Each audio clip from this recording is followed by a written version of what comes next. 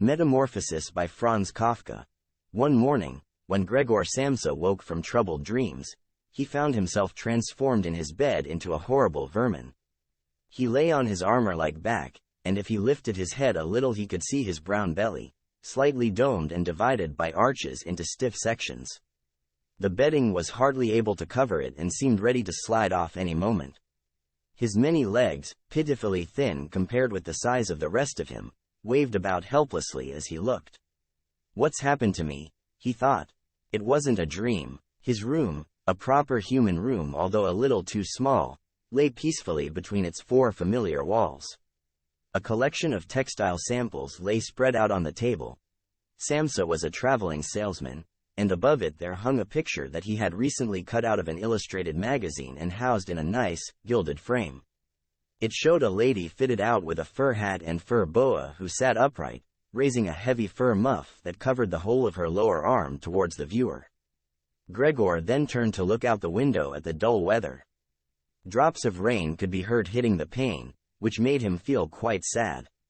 "How about if I sleep a little bit longer and forget all this nonsense?" he thought, but that was something he was unable to do because he was used to sleeping on his right, and in his present state couldn't get into that position. However hard he threw himself onto his right, he always rolled back to where he was.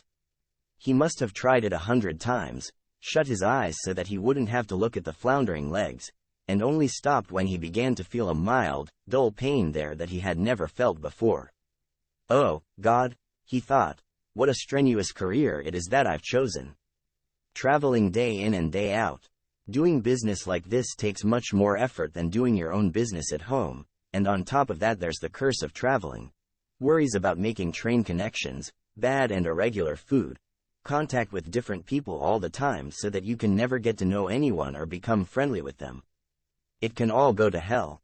He felt a slight itch up on his belly, pushed himself slowly up on his back towards the headboard so that he could lift his head better, found where the itch was, and saw that it was covered with lots of little white spots which he didn't know what to make of, and when he tried to feel the place with one of his legs he drew it quickly back because as soon as he touched it he was overcome by a cold shudder.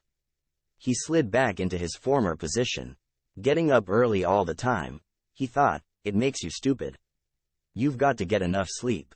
Other traveling salesmen live a life of luxury. For instance, whenever I go back to the guest house during the morning to copy out the contract, these gentlemen are always still sitting there eating their breakfasts. I ought to just try that with my boss. I'd get kicked out on the spot. But who knows, maybe that would be the best thing for me. If I didn't have my parents to think about I'd have given in my notice a long time ago. I'd have gone up to the boss and told him just what I think, tell him everything I would, let him know just what I feel. He'd fall right off his desk.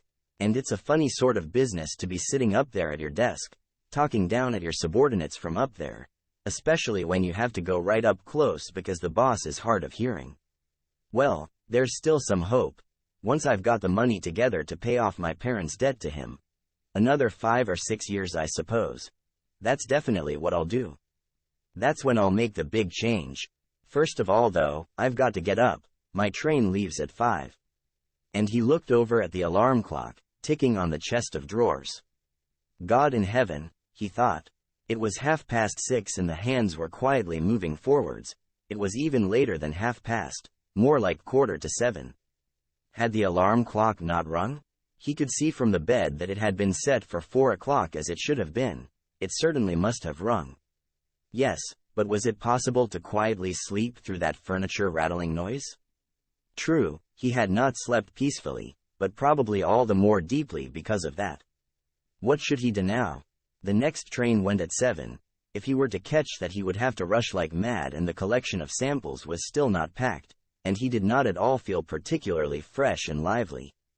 And even if he did catch the train he would not avoid his boss's anger as the office assistant would have been there to see the 5 o'clock train go. He would have put in his report about Gregor's not being there a long time ago. The office assistant was the boss's man, spineless, and with no understanding. What about if he reported sick? But that would be extremely strained and suspicious as in 15 years of service Gregor had never once yet been ill. His boss would certainly come round with the doctor from the medical insurance company, accuse his parents of having a lazy son, and accept the doctor's recommendation not to make any claim, as the doctor believed that no one was ever ill but that many were work-shy. And what's more, would he have been entirely wrong in this case? Gregor did in fact, apart from excessive sleepiness after sleeping for so long, feel completely well and even felt much hungrier than usual. He was still hurriedly thinking all this through, unable to decide to get out of the bed, when the clock struck 7:15. There was a cautious knock at the door near his head. "Gregor," somebody called. It was his mother. "It's 7:15. Didn't you want to go somewhere?" That gentle voice. Gregor was shocked when he heard his own voice answering. It could hardly be recognized as the voice he had had before. As if from deep inside him, there was a painful and uncontrollable squeaking mixed in with it. The words could be made out at first, but then there was a sort of echo which made them unclear, leaving the hearer unsure whether he had heard properly or not. Gregor had wanted to give a full answer and explain everything, but in the circumstances contented himself with saying, "Yes, mother, yes, thank you, I'm getting up now." The change in Gregor's voice probably could not be noticed outside through the wooden door, as his mother was satisfied with this explanation and shuffled away. But this short conversation made the other members of the family aware that Gregor, against their expectations, was still at home, and soon his father came knocking at one of the side doors, gently, but with his fist. "Gregor, Gregor," he called, "what's wrong?" And after a short while he called again with a warning deepness in his voice, "Gregor, Gregor." At the other side door his sister came plaintively, "Gregor, aren't you well? Do you need anything?" Gregor answered to both sides, "I'm ready, now," making an effort to remove all the strangeness from his voice by enunciating very carefully and putting long pauses between each individual word. His father went back to his breakfast, but his sister whispered, "Gregor, open the door, I beg of you." Gregor, however, had no thought of opening the door, and instead congratulated himself for his cautious habit, acquired from his traveling, of locking all doors at night even when he was at home. The first thing he wanted to do was to get up in peace without being disturbed, to get dressed, and most of all to have his breakfast. Only then would he consider what to do next, as he was well aware that he would not bring his thoughts to any sensible conclusions by lying in bed.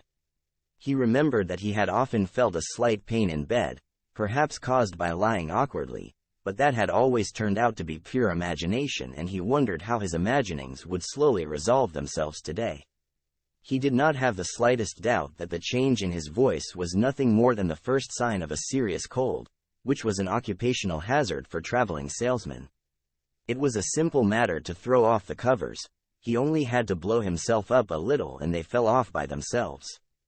But it became difficult after that, especially as he was so exceptionally broad. He would have used his arms and his hands to push himself up, but instead of them he only had all those little legs continuously moving in different directions, and which he was, moreover, unable to control. If he wanted to bend one of them, then that was the first one that would stretch itself out, and if he finally managed to do what he wanted with that leg, all the others seemed to be set free and would move about painfully. "This is something that can't be done in bed," Gregor said to himself, "so don't keep trying to do it." The first thing he wanted to do was get the lower part of his body out of the bed, but he had never seen this lower part, and could not imagine what it looked like. It turned out to be too hard to move. It went so slowly, and finally, almost in a frenzy, when he carelessly shoved himself forwards with all the force he could gather, he chose the wrong direction, hit hard against the lower bedpost, and learned from the burning pain he felt that the lower part of his body might well, at present, be the most sensitive. So then he tried to get the top part of his body out of the bed first, carefully turning his head to the side. This he managed quite easily, and despite its breadth and its weight, the bulk of his body eventually followed slowly in the direction of the head. But when he had at last got his head out of the bed and into the fresh air, it occurred to him that if he let himself fall it would be a miracle if his head were not injured, so he became afraid to carry on pushing himself forward the same way. And he could not knock himself out now at any price. Better to stay in bed than lose consciousness. It took just as much effort to get back to where he had been earlier, but when he lay there sighing, and was once more watching his legs as they struggled against each other even harder than before. If that was possible, he could think of no way of bringing peace and order to this chaos. He told himself once more that it was not possible for him to stay in bed and that the most sensible thing to do would be to get free of it in whatever way he could at whatever sacrifice. At the same time, though, he did not forget to remind himself that calm consideration was much better than rushing to desperate conclusions. At times like this he would direct his eyes to the window and look out as clearly as he could, but unfortunately, even the other side of the narrow street was enveloped in morning fog and the view had little confidence or cheer to offer him. 7 o'clock, already, he said to himself when the clock struck again. 7 o'clock, and there's still a fog like this. And he lay there quietly a while longer, breathing lightly as if he perhaps expected the total stillness to bring things back to their real and natural state. But then he said to himself, before it strikes 7:15 I'll definitely have to have got properly out of bed. And by then somebody will have come round from work to ask what's happened to me as well, as they open up at work before 7 o'clock. And so he set himself to the task of swinging the entire length of his body out of the bed all at the same time. If he succeeded in falling out of bed in this way and kept his head raised as he did so, he could probably avoid injuring it. His back seemed to be quite hard, and probably nothing would happen to it falling onto the carpet. His main concern was for the loud noise he was bound to make, and which even through all the doors would probably raise concern if not alarm. But it was something that had to be risked. When Gregor was already sticking halfway out of the bed, the new method was more of a game than an effort. All he had to do was rock back and forth. It occurred to him how simple everything would be if somebody came to help him. 2 strong people, he had his father and the maid in mind, would have been more than enough. They would only have to push their arms under the dome of his back, peel him away from the bed, bend down with the load and then be patient and careful as he swang over onto the floor, where, hopefully, the little legs would find a use. Should he really call for help though, even apart from the fact that all the doors were locked? Despite all the difficulty he was in, he could not suppress a smile at this thought. After a while he had already moved so far across that it would have been hard for him to keep his balance if he rocked too hard. The time was now 7:10 and he would have to make a final decision very soon. Then there was a ring at the door of the flat. That'll be someone from work, he said to himself, and froze very still, although his little legs only became all the more lively as they danced around. For a moment everything remained quiet. They're not opening the door, Gregor said to himself, caught in some nonsensical hope. But then of course, the maid's firm steps went to the door as ever and opened it. Gregor only needed to hear the visitor's first words of greeting and he knew who it was, the chief clerk himself. Why did Gregor have to be the only one condemned to work for a company where they immediately became highly suspicious at the slightest shortcoming? Were all employees, every one of them, louts? Was there not one of them who was faithful and devoted, who would go so mad with pangs of conscience that he couldn't get out of bed if he didn't spend at least a couple of hours in the morning on company business? Was it really not enough to let one of the trainees make inquiries? Assuming inquiries were even necessary, did the chief clerk have to come himself, and did they have to show the whole, innocent family that this was so suspicious that only the chief clerk could be trusted to have the wisdom to investigate it? And more because these thoughts had made him upset than through any proper decision, he swung himself with all his force out of the bed. There was a loud thump, but it wasn't really a loud noise. His fall was softened a little by the carpet, and Gregor's back was also more elastic than he had thought, which made the sound muffled and not too noticeable. He had not held his head carefully though, and hit it as he fell. Annoyed and in pain, he turned it and rubbed it against the carpet. Something's fallen down in there, said the chief clerk in the room on the left. Gregor tried to imagine whether something of the sort that had happened to him today could ever happen to the chief clerk too. You had to concede that it was possible. But as if in gruff reply to this question, the chief clerk's firm footsteps in his highly polished boots could now be heard in the adjoining room. From the room on his right, Gregor's sister whispered to him to let him know. Gregor, the chief clerk is here. Yes, I know, said Gregor to himself, but without daring to raise his voice loud enough for his sister to hear him. Gregor, said his father now from the room to his left, the chief clerk has come round and wants to know why you didn't leave on the early train. We don't know what to say to him. And anyway, he wants to speak to you personally. So please open up this door. I'm sure he'll be good enough to forgive the untidiness of your room. Then the chief clerk called, "Good morning, Mr. Samsa." "He isn't well," said his mother to the chief clerk, while his father continued to speak through the door. "He isn't well, please believe me. Why else would Gregor have missed a train? The lad only ever thinks about the business. It nearly makes me cross the way he never goes out in the evenings. He's been in town for a week now but stayed home every evening.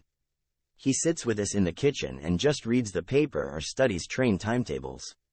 His idea of relaxation is working with his fretsaw. He's made a little frame, for instance. It only took him 2 or 3 evenings. You'll be amazed how nice it is. It's hanging up in his room. You'll see it as soon as Gregor opens the door. Anyway, I'm glad you're here. We wouldn't have been able to get Gregor to open the door by ourselves. He's so stubborn, and I'm sure he isn't well. He said this morning that he is, but he isn't." "I'll be there in a moment," said Gregor slowly and thoughtfully, but without moving so that he would not miss any word of the conversation. "Well, I can't think of any other way of explaining it, Mrs. Samsa," said the chief clerk. "I hope it's nothing serious. But on the other hand, I must say that if we people in commerce ever become slightly unwell, then, fortunately or unfortunately as you like, we simply have to overcome it because of business considerations." "Can the chief clerk come in to see you now then?" asked his father, impatiently, knocking at the door again. "No," said Gregor. In the room on his right there followed a painful silence. In the room on his left his sister began to cry. So why did his sister not go and join the others? She had probably only just got up and had not even begun to get dressed. And why was she crying? Was it because he had not got up, and had not let the chief clerk in, because he was in danger of losing his job, and if that happened his boss would once more pursue their parents with the same demands as before? There was no need to worry about things like that yet. Gregor was still there and had not the slightest intention of abandoning his family. For the time being he just lay there on the carpet, and no one who knew the condition he was in would seriously have expected him to let the chief clerk in. It was only a minor discourtesy, and a suitable excuse could easily be found for it later on. It was not something for which Gregor could be sacked on the spot. And it seemed to Gregor much more sensible to leave him now in peace instead of disturbing him with talking at him and crying. But the others didn't know what was happening. They were worried. That would excuse their behavior. The chief clerk now raised his voice. "Mr. Samsa," he called to him, "what is wrong? You barricade yourself in your room. Give us no more than yes or no for an answer. You are causing serious and unnecessary concern to your parents and you fail. And I mention this just by the way. You fail to carry out your business duties in a way that is quite unheard of. I'm speaking here on behalf of your parents and of your employer, and really must request a clear and immediate explanation. I am astonished, quite astonished. I thought I knew you as a calm and sensible person, and now you suddenly seem to be showing off with peculiar whims. This morning, your employer did suggest a possible reason for your failure to appear. It's true. It had to do with the money that was recently entrusted to you. But I came near to giving him my word of honor that that could not be the right explanation. But now that I see your incomprehensible stubbornness, I no longer feel any wish whatsoever to intercede on your behalf. And nor is your position all that secure. I had originally intended to say all this to you in private, but since you cause me to waste my time here for no good reason, I don't see why your parents should not also learn of it. Your turnover has been very unsatisfactory of late. I grant you that it's not the time of year to do especially good business. We recognize that. But there simply is no time of year to do no business at all. Mr. Samsa, we cannot allow there to be. But sir, called Gregor, beside himself and forgetting all else in the excitement, I'll open up immediately, just a moment. I'm slightly unwell, an attack of dizziness. I haven't been able to get up. I'm still in bed now. I'm quite fresh again now, though. I'm just getting out of bed. Just a moment. Be patient. It's not quite as easy as I'd thought.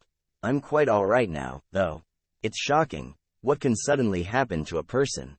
I was quite all right last night. My parents know about it. perhaps better than me. I had a small symptom of it last night already. They must have noticed it. I don't know why I didn't let you know at work, but you always think you can get over an illness without staying at home.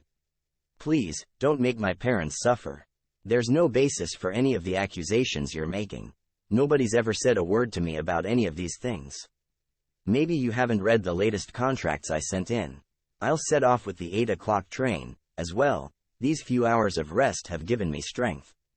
You don't need to wait, sir. I'll be in the office soon after you, and please be so good as to tell that to the boss and recommend me to him. And while Gregor gushed out these words, hardly knowing what he was saying, he made his way over to the chest of drawers. This was easily done, probably because of the practice he had already had in bed, where he now tried to get himself upright. He really did want to open the door, really did want to let them see him and to speak with the chief clerk. The others were being so insistent, and he was curious to learn what they would say when they caught sight of him. If they were shocked, then it would no longer be Gregor's responsibility and he could rest. If, however, they took everything calmly, he would still have no reason to be upset, and if he hurried, he really could be at the station for 8 o'clock. The first few times he tried to climb up on the smooth chest of drawers, he just slid down again, but he finally gave himself one last swing and stood there upright. The lower part of his body was in serious pain, but he no longer gave any attention to it. Now he let himself fall against the back of a nearby chair and held tightly to the edges of it with his little legs. By now he had also calmed down, and kept quiet so that he could listen to what the chief clerk was saying. "Did you understand a word of all that?" the chief clerk asked his parents. "Surely he's not trying to make fools of us?" "Oh, God," called his mother, who was already in tears. He could be seriously ill and we're making him suffer. "Greta, Greta," she then cried. "Mother," his sister called from the other side. They communicated across Gregor's room. "You'll have to go for the doctor straight away. Gregor is ill. Quick, get the doctor."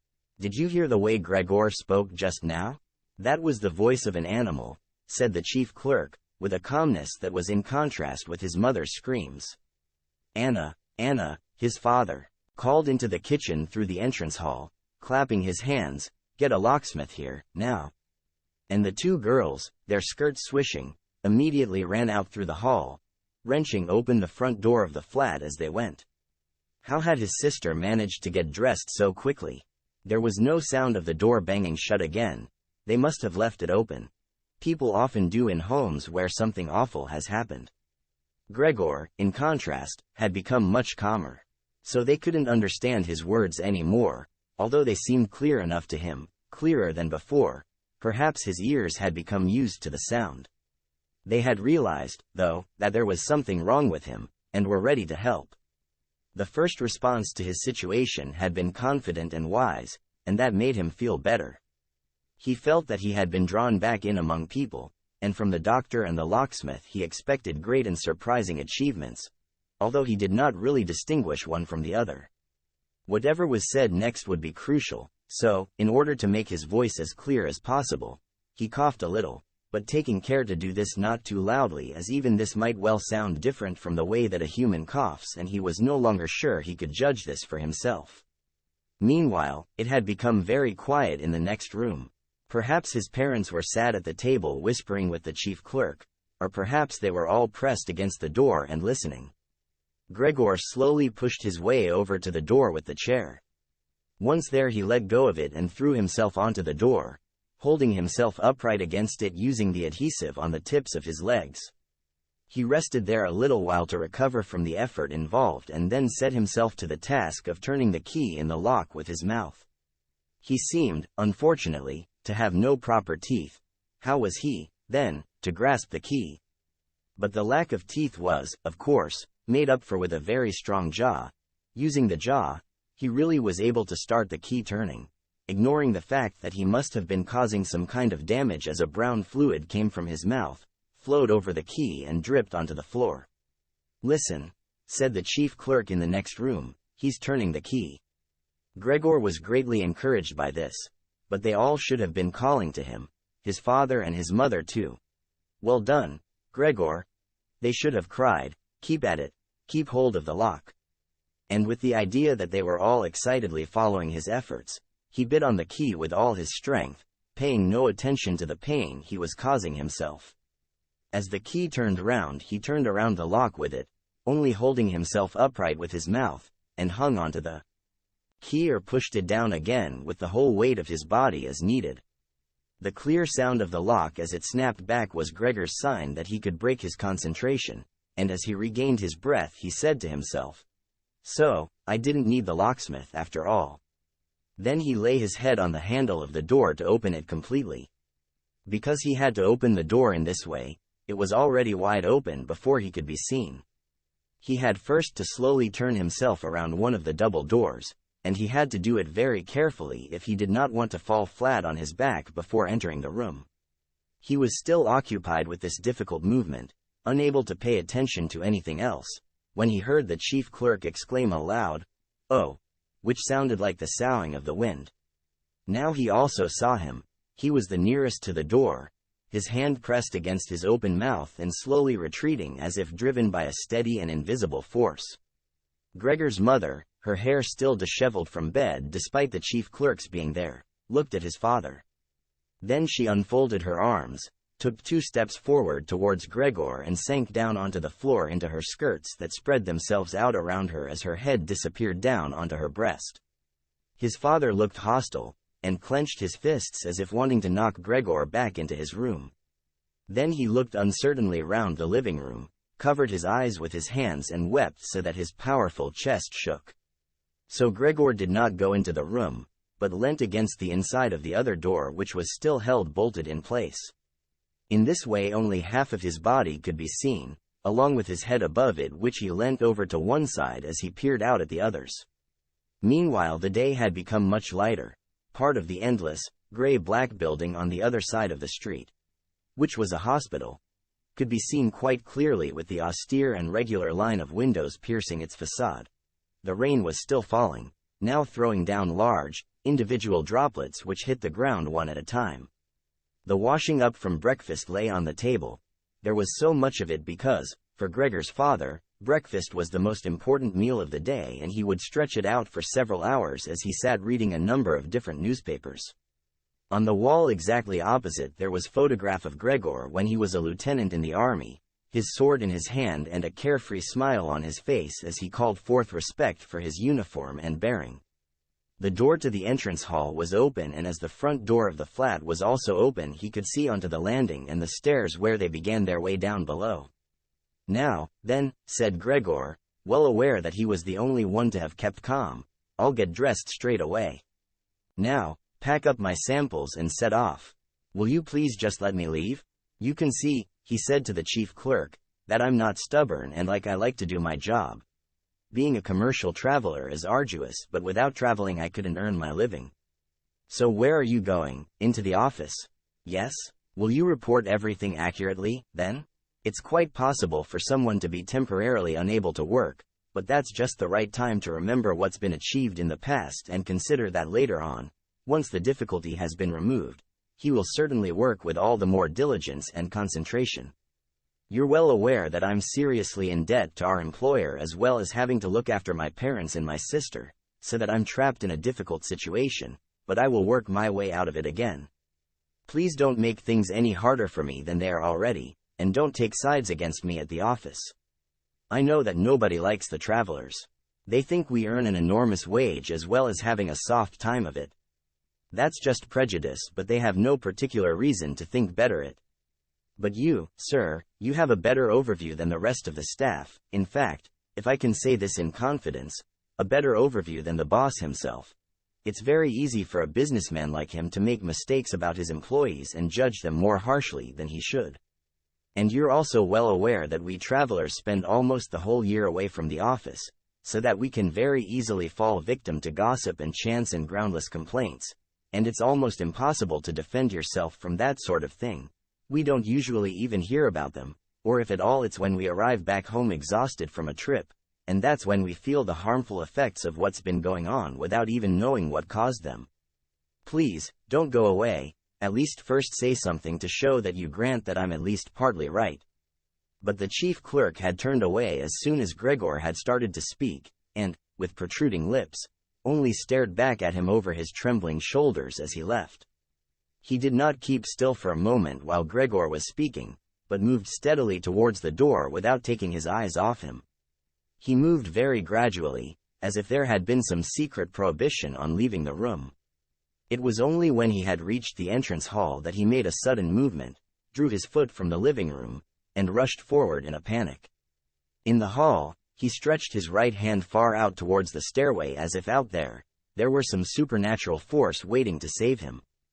Gregor realized that it was out of the question to let the chief clerk go away in this mood if his position in the firm was not to be put into extreme danger. That was something his parents did not understand very well. Over the years, they had become convinced that this job would provide for Gregor for his entire life, and besides, they had so much to worry about at present that they had lost sight of any thought for the future.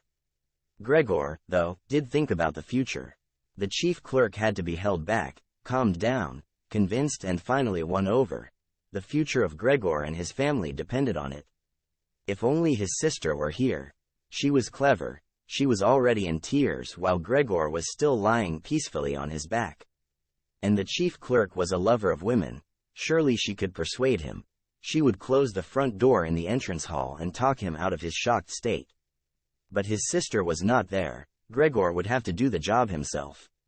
And without considering that he still was not familiar with how well he could move about in his present state, or that his speech still might not, or probably would not, be understood, he let go of the door, pushed himself through the opening, tried to reach the chief clerk on the landing who, ridiculously, was holding on to the banister with both hands. But Gregor fell immediately over and, with a little scream as he sought something to hold onto, landed on his numerous little legs. Hardly had that happened than, for the first time that day, he began to feel all right with his body. The little legs had the solid ground under them. To his pleasure, they did exactly as he told them. They were even making the effort to carry him where he wanted to go, and he was soon believing that all his sorrows would soon be finally at an end. He held back the urge to move but swayed from side to side as he crouched there on the floor. His mother was not far away in front of him and seemed, at first, quite engrossed in herself, but then she suddenly jumped up with her arms outstretched and her fingers spread shouting, "Help, for pity's sake, help." The way she held her head suggested she wanted to see Gregor better, but the unthinking way she was hurrying backwards showed that she did not. She had forgotten that the table was behind her with all the breakfast things on it. When she reached the table she sat quickly down on it without knowing what she was doing, without even seeming to notice that the coffee pot had been knocked over and a gush of coffee was pouring down onto the carpet. "Mother, mother," said Gregor gently, looking up at her. He had completely forgotten the chief clerk for the moment, but could not help himself snapping in the air with his jaws at the sight of the flow of coffee. That set his mother screaming anew. She fled from the table and into the arms of his father as he rushed towards her. Gregor, though, had no time to spare for his parents now. The chief clerk had already reached the stairs. With his chin on the banister, he looked back for the last time. Gregor made a run for him. He wanted to be sure of reaching him. The chief clerk must have expected something, as he leapt down several steps at once and disappeared, his shouts resounding all around the staircase. The flight of the chief clerk seemed, unfortunately, to put Gregor's father into a panic as well. Until then he had been relatively self-controlled, but now, instead of running after the chief clerk himself, or at least not impeding Gregor as he ran after him, Gregor's father seized the chief clerk's stick in his right hand. The chief clerk had left it behind on a chair, along with his hat and overcoat, picked up a large newspaper from the table with his left, and used them to drive Gregor back into his room, stamping his foot at him as he went. Gregor's appeals to his father were of no help. His appeals were simply not understood. However much he humbly turned his head, his father merely stamped his foot all the harder. Across the room, despite the chilly weather, Gregor's mother had pulled open a window, leant far out of it and pressed her hands to her face. A strong draft of air flew in from the street towards the stairway. The curtains flew up, the newspapers on the table fluttered and some of them were blown onto the floor. Nothing would stop Gregor's father as he drove him back, making hissing noises at him like a wild man. Gregor had never had any practice in moving backwards and was only able to go very slowly. If Gregor had only been allowed to turn round, he would have been back in his room straight away, but he was afraid that if he took the time to do that, his father would become impatient, and there was the threat of a lethal blow to his back or head from the stick in his father's hand any moment. Eventually, though, Gregor realized that he had no choice as he saw, to his disgust, that he was quite incapable of going backwards in a straight line. So he began, as quickly as possible and with frequent anxious glances at his father, to turn himself round. It went very slowly, but perhaps his father was able to see his good intentions as he did nothing to hinder him. In fact, now and then he used the tip of his stick to give directions from a distance as to which way to turn. If only his father would stop that unbearable hissing. It was making Gregor quite confused. When he had nearly finished turning round, still listening to that hissing, he made a mistake and turned himself back a little the way he had just come. He was pleased when he finally had his head in front of the doorway, but then saw that it was too narrow, and his body was too broad to get through it without further difficulty. In his present mood, it obviously did not occur to his father to open the other of the double doors so that Gregor would have enough space to get through. He was merely fixed on the idea that Gregor should be got back into his room as quickly as possible. Nor would he ever have allowed Gregor the time to get himself upright as preparation for getting through the doorway. What he did, making more noise than ever, was to drive Gregor forwards all the harder as if there had been nothing in the way. It sounded to Gregor as if there was now more than one father behind him. It was not a pleasant experience, and Gregor pushed himself into the doorway without regard for what might happen. One side of his body lifted itself. He lay at an angle in the doorway. One flank scraped on the white door and was painfully injured, leaving vile brown flecks on it.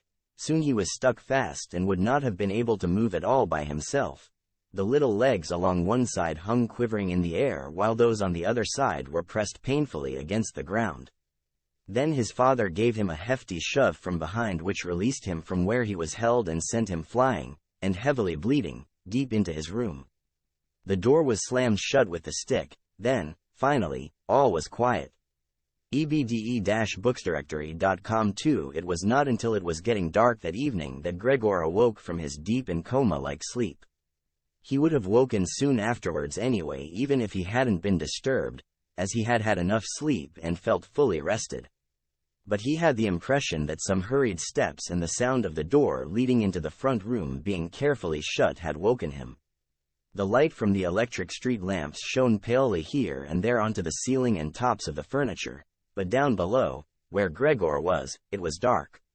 He pushed himself over to the door, feeling his way clumsily with his antennae, of which he was now beginning to learn the value, in order to see what had been happening there. The whole of his left side seemed like one painfully stretched scar, and he limped badly on his 2 rows of legs. One of the legs had been badly injured in the events of that morning.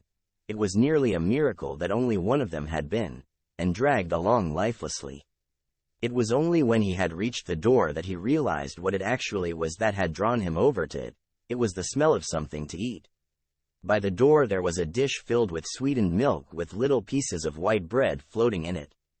He was so pleased he almost laughed, as he was even hungrier than he had been that morning, and immediately dipped his head into the milk, nearly covering his eyes with it.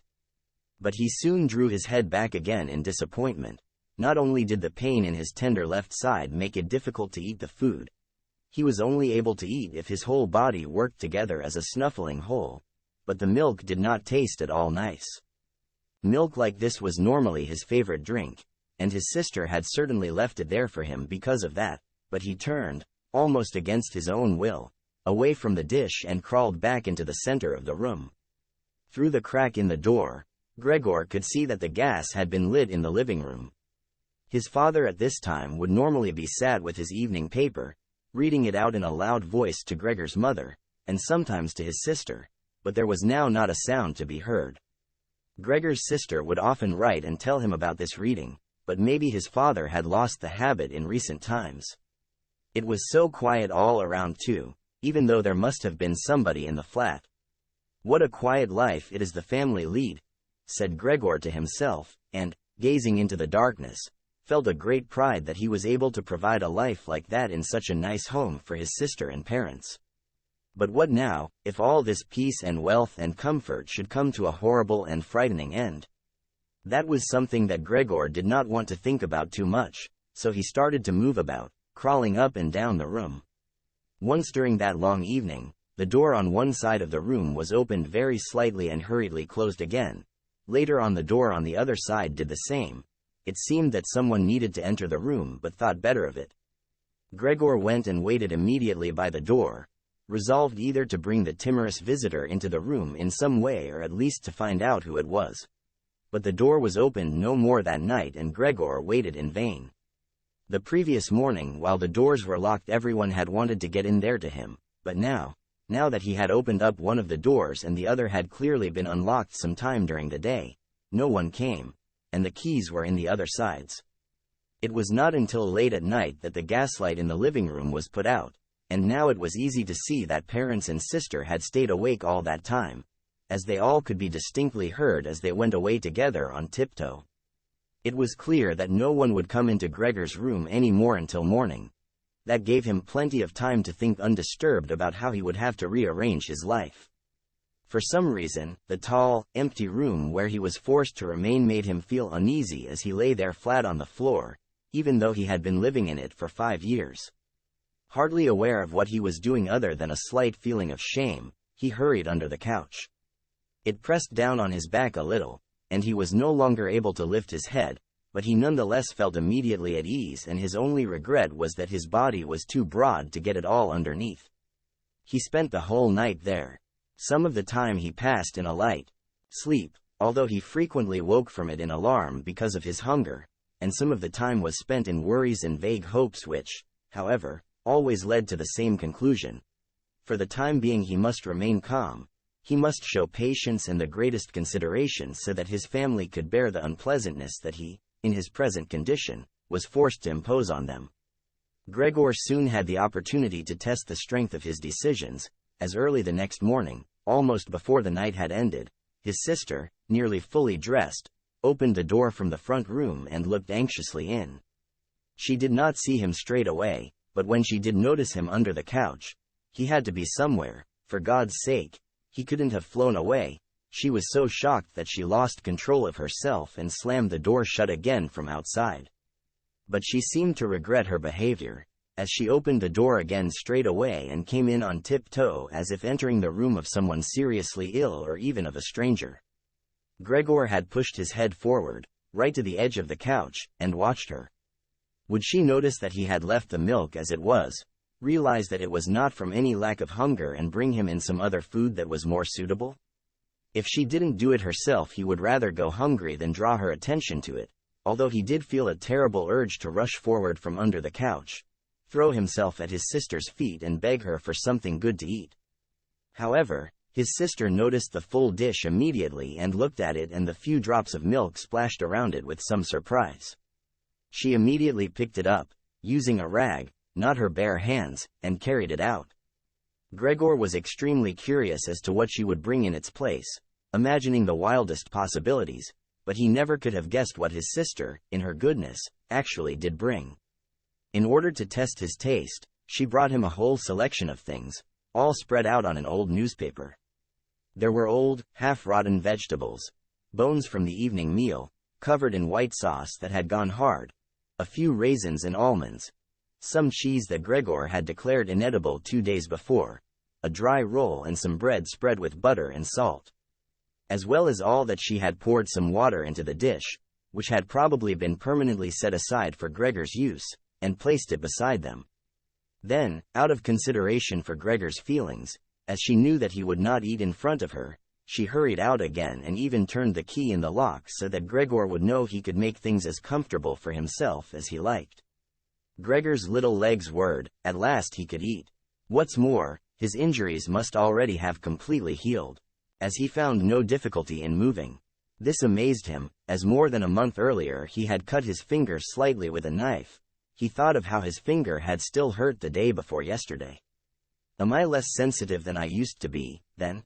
He thought, and was already sucking greedily at the cheese which had immediately, almost compellingly, attracted him much more than the other foods on the newspaper. Quickly, one after another, his eyes watering with pleasure, he consumed the cheese, the vegetables and the sauce. The fresh foods, on the other hand, he didn't like at all, and even dragged the things he did want to eat a little way away from them because he couldn't stand the smell. Long after he had finished eating and lay lethargic in the same place, his sister slowly turned the key in the lock as a sign to him that he should withdraw. He was immediately startled, although he had been half asleep, and he hurried back under the couch.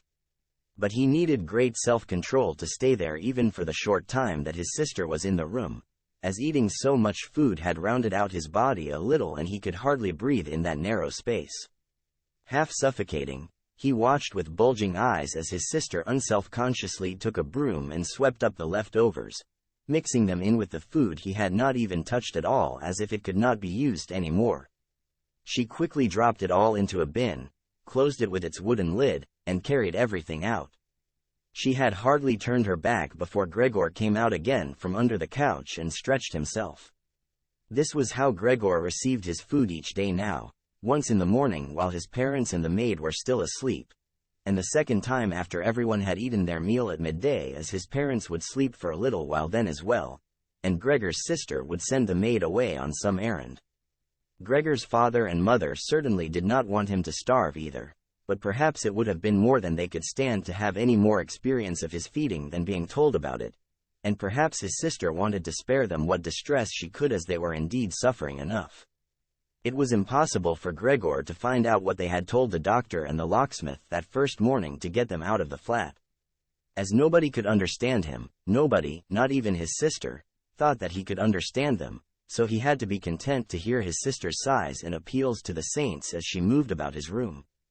It was only later, when she had become a little more used to everything. There was, of course, no question of her ever becoming fully used to the situation, that Gregor would sometimes catch a friendly comment, or at least a comment that could be construed as friendly. "He's enjoyed his dinner today," she might say when he had diligently cleared away all the food left for him, or if he left most of it, which slowly became more and more frequent, she would often say, sadly, "Now everything's just been left there again." Although Gregor wasn't able to hear any news directly, he did listen to much of what was said in the next rooms, and whenever he heard anyone speaking he would scurry straight to the appropriate door and press his whole body against it. There was seldom any conversation, especially at first, that was not about him in some way, even if only in secret. For 2 whole days, all the talk at every mealtime was about what they should do now. But even between meals they spoke about the same subject as there were always at least 2 members of the family at home. Nobody wanted to be at home by themselves and it was out of the question to leave the flat entirely empty. And on the very first day the maid had fallen to her knees and begged Gregor's mother to let her go without delay. It was not very clear how much she knew of what had happened, but she left within a quarter of an hour, tearfully thanking Gregor's mother for her dismissal as if she had done her an enormous service. She even swore emphatically not to tell anyone the slightest about what had happened, even though no one had asked that of her. Now Gregor's sister also had to help his mother with the cooking, although that was not so much bother as no one ate very much. Gregor often heard how one of them would unsuccessfully urge another to eat, and receive no more answer than, "No thanks, I've had enough," or something similar. No one drank very much either. His sister would sometimes ask his father whether he would like a beer, hoping for the chance to go and fetch it herself. When his father then said nothing she would add, so that he would not feel selfish, that she could send the housekeeper for it, but then his father would close the matter with a big, loud no, and no more would be said. Even before the first day had come to an end, his father had explained to Gregor's mother and sister what their finances and prospects were. Now and then he stood up from the table and took some receipt or document from the little cash box he had saved from his business when it had collapsed 5 years earlier. Gregor heard how he opened the complicated lock and then closed it again after he had taken the item he wanted. What he heard his father say was some of the first good news that Gregor heard since he had first been incarcerated in his room. He had thought that nothing at all remained from his father's business, at least he had never told him anything different, and Gregor had never asked him about it anyway. Their business misfortune had reduced the family to a state of total despair, and Gregor's only concern at that time had been to arrange things so that they could all forget about it as quickly as possible. So then he started working especially hard, with a fiery vigor that raised him from a junior salesman to a traveling representative almost overnight, bringing with it the chance to earn money in quite different ways. Gregor converted his success at work straight into cash that he could lay on the table at home for the benefit of his astonished and delighted family. They had been good times and they had never come again, at least not with the same splendor, even though Gregor had later earned so much that he was in a position to bear the costs of the whole family, and did bear them. They had even got used to it, both Gregor and the family. They took the money with gratitude and he was glad to provide it, although there was no longer much warm affection given in return. Gregor only remained close to his sister now. Unlike him, she was very fond of music and a gifted and expressive violinist. It was his secret plan to send her to the conservatory next year, even though it would cause great expense that would have to be made up for in some other way. During Gregor's short periods in town, conversation with his sister would often turn to the conservatory, but it was only ever mentioned as a lovely dream that could never be realized. Their parents did not like to hear this innocent talk, but Gregor thought about it quite hard and decided he would let them know what he planned with a grand announcement of it on Christmas Day. That was the sort of totally pointless thing that went through his mind in his present state, pressed upright against the door and listening. There were times when he simply became too tired to continue listening, when his head would fall wearily against the door and he would pull it up again with a start, as even the slightest noise he caused would be heard next door and they would all go silent. "What's that he's doing now?" his father would say after a while, clearly having gone over to the door, and only then would the interrupted conversation slowly be taken up again. When explaining things, his father repeated himself several times, partly because it was a long time since he had been occupied with these matters himself and partly because Gregor's mother did not understand everything first time. From these repeated explanations Gregor learned, to his pleasure, that despite all their misfortunes there was still some money available from the old days. It was not a lot, but it had not been touched in the meantime and some interest had accumulated. Besides that, they had not been using up all the money that Gregor had been bringing home every month, keeping only a little for himself, so that, too, had been accumulating. Behind the door, Gregor nodded with enthusiasm in his pleasure at this unexpected thrift and caution. He could actually have used this surplus money to reduce his father's debt to his boss, and the day when he could have freed himself from that job would have come much closer, but now it was certainly better the way his father had done things. This money, however, was certainly not enough to enable the family to live off the interest. It was enough to maintain them for, perhaps, 1 or 2 years, no more. That's to say, it was money that should not really be touched but set aside for emergencies. Money to live on had to be earned. His father was healthy but old, and lacking in self-confidence. During the 5 years that he had not been working, the first holiday in a life that had been full of strain and no success, he had put on a lot of weight and become very slow and clumsy. Would Gregor's elderly mother now have to go and earn money? She suffered from asthma and it was a strain for her just to move about the home. Every other day would be spent struggling for breath on the sofa by the open window. Would his sister have to go and earn money? She was still a child of 17. Her life up till then had been very enviable, consisting of wearing nice clothes, sleeping late, helping out in the business, joining in with a few modest pleasures and most of all playing the violin. Whenever they began to talk of the need to earn money, Gregor would always first let go of the door and then throw himself onto the cool, leather sofa next to it, as he became quite hot with shame and regret. He would often lie there the whole night through, not sleeping a wink but scratching at the leather for hours on end. Or he might go to all the effort of pushing a chair to the window, climbing up onto the sill and, propped up in the chair, leaning on the window to stare out of it.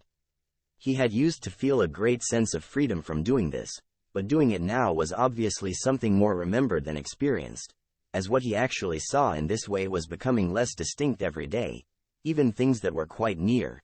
He had used to curse the ever-present view of the hospital across the street, but now he could not see it at all, and if he had not known that he lived in Charlottenstrasse, which was a quiet street despite being in the middle of the city. He could have thought that he was looking out the window at a barren waste where the gray sky and the gray earth mingled inseparably. His observant sister only needed to notice the chair twice before she would always push it back to its exact position by the window after she had tidied up the room, and even left the inner pane of the window open from then on. If Gregor had only been able to speak to his sister and thank her for all that she had to do for him, it would have been easier for him to bear it, but as it was, it caused him pain. His sister, naturally, tried as far as possible to pretend there was nothing burdensome about it, and the longer it went on, of course, the better she was able to do so, but as time went by, Gregor was also able to see through it all so much better. It had even become very unpleasant for him, now, whenever she entered the room.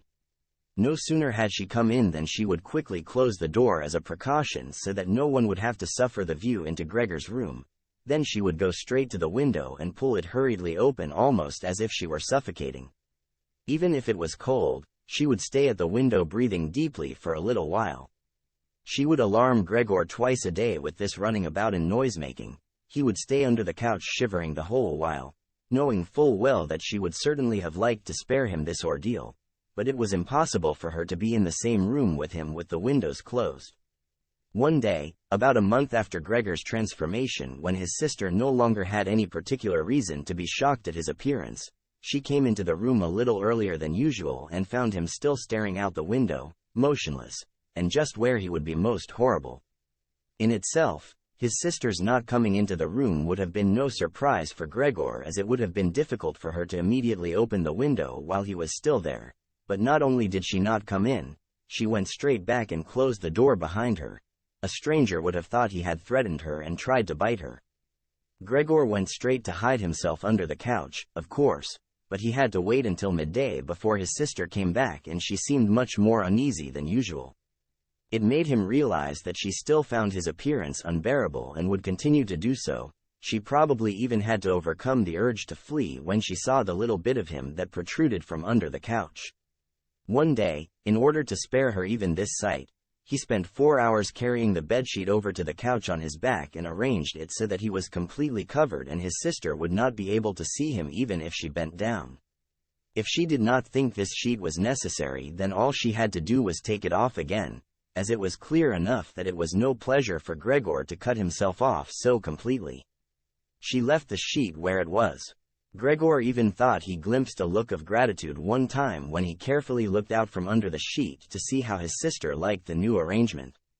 For the first 14 days, Gregor's parents could not bring themselves to come into the room to see him.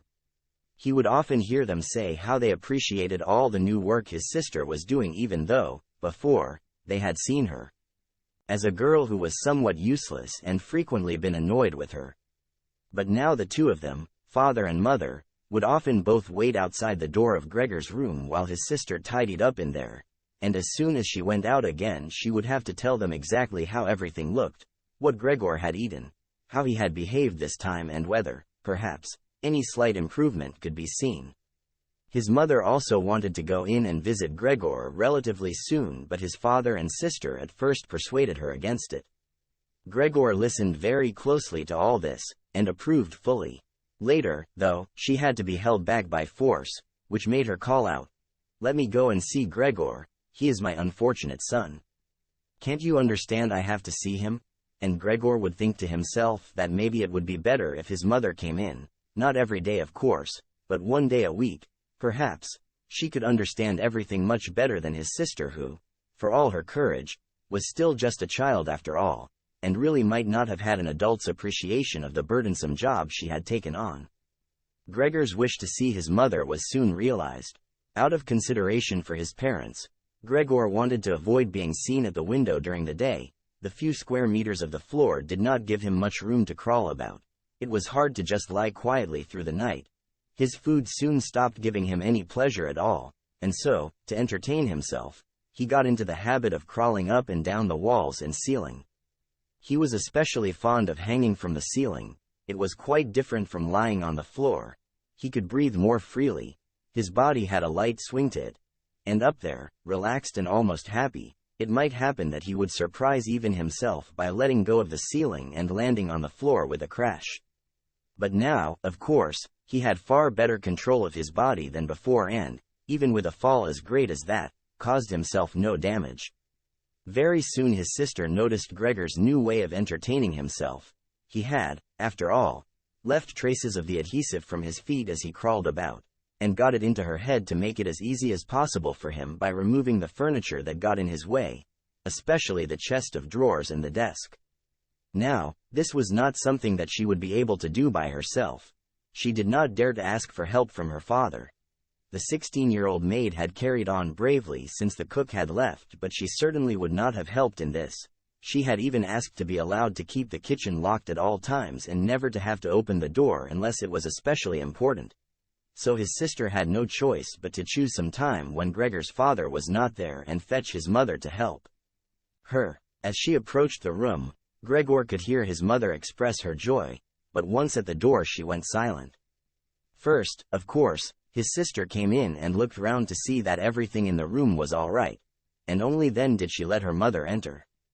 Gregor had hurriedly pulled the sheet down lower over the couch and put more folds into it so that everything really looked as if it had just been thrown down by chance. Gregor also refrained, this time, from spying out from under the sheet. He gave up the chance to see his mother until later and was simply glad that she had come. "You can come in, he can't be seen," said his sister, obviously leading her in by the hand.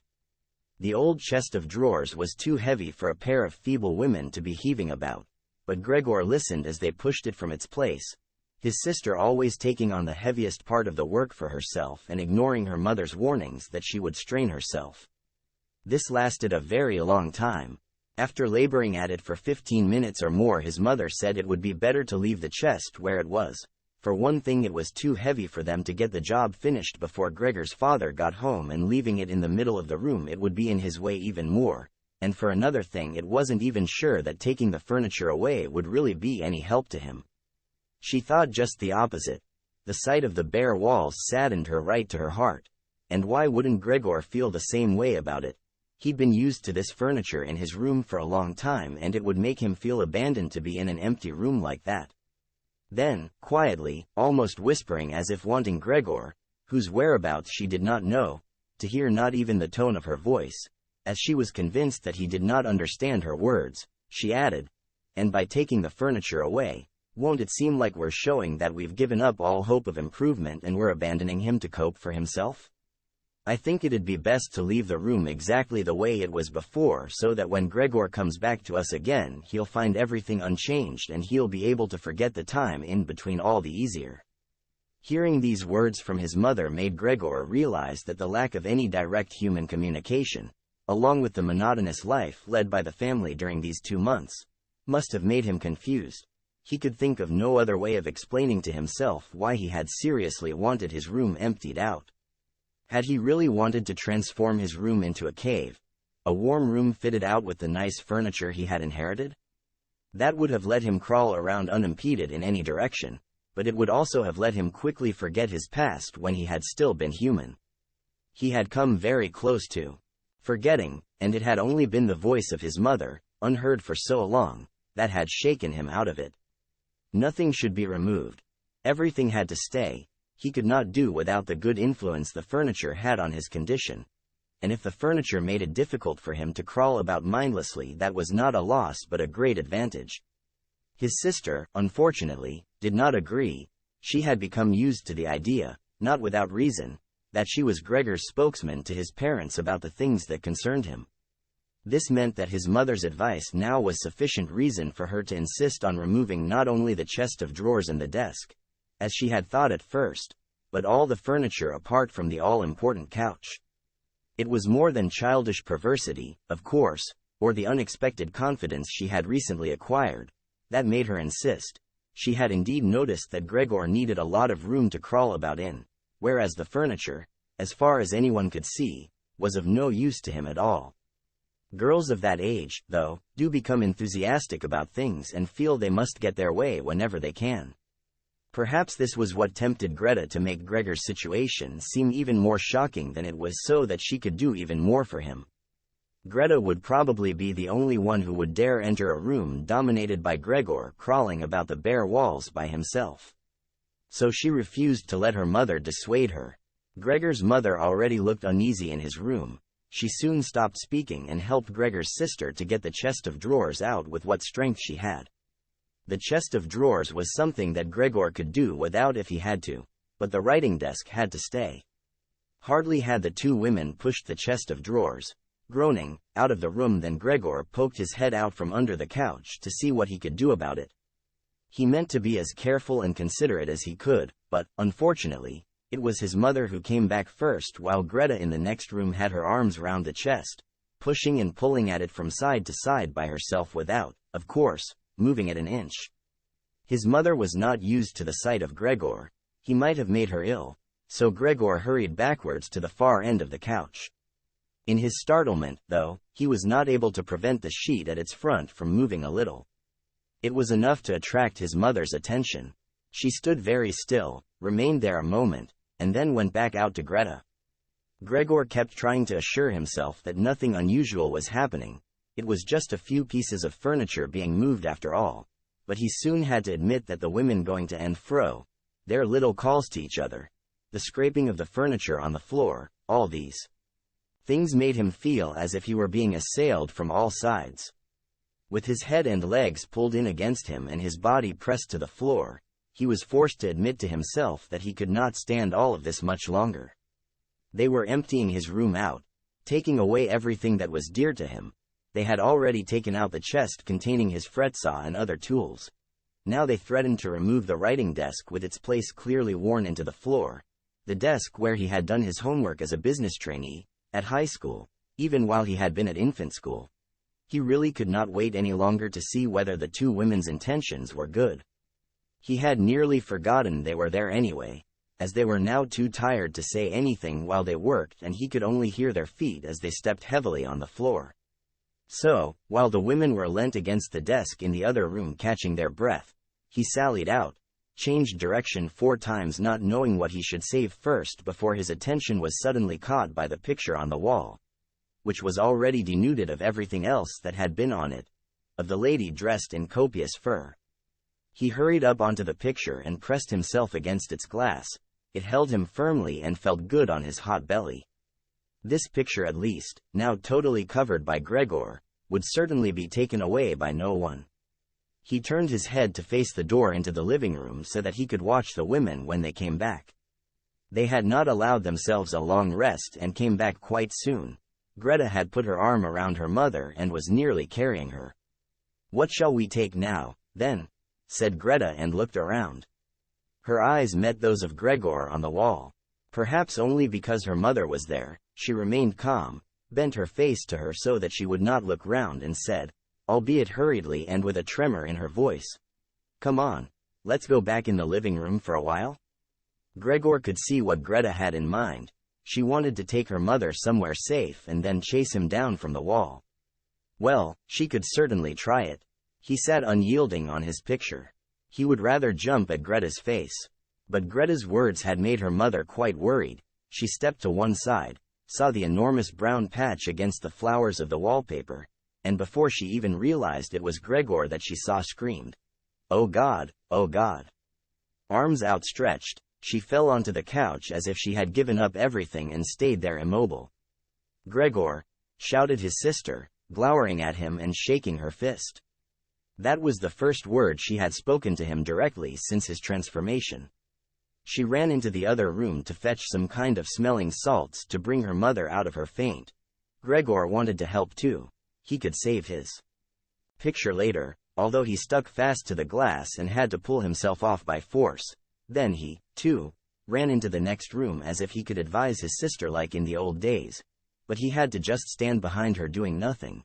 She was looking into various bottles. He startled her when she turned round. A bottle fell to the ground and broke. A splinter cut Gregor's face. Some kind of caustic medicine splashed all over him. Now, without delaying any longer, Greta took hold of all the bottles she could and ran with them into her mother. She slammed the door shut with her foot. So now Gregor was shut out from his mother, who, because of him, might be near to death. He could not open the door if he did not want to chase his sister away, and she had to stay with his mother. There was nothing for him to do but wait, and, oppressed with anxiety and self-reproach, he began to crawl about. He crawled over everything: walls, furniture, ceiling, and finally, in his confusion as the whole room began to spin around him, he fell down into the middle of the dinner table. He lay there for a while, numb and immobile. All around him it was quiet. Maybe that was a good sign. Then there was someone at the door. The maid, of course, had locked herself in her kitchen so that Greta would have to go and answer it. His father had arrived home. "What's happened?" were his first words. Greta's appearance must have made everything clear to him. She answered him with subdued voice, and openly pressed her face into his chest. "Mother's fainted, but she's better now." Gregor got out. "Just as I expected," said his father, "just as I always said, but you women wouldn't listen, would you?"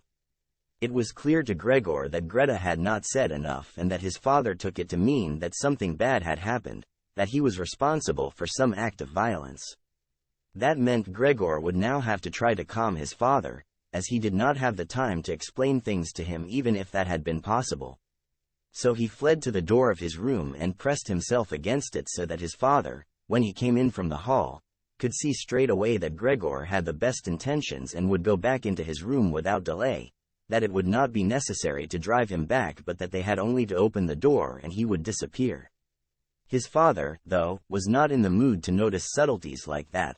"Ah!" he shouted as he came in, sounding as if he were both angry and glad at the same time. Gregor drew his head back from the door and lifted it towards his father.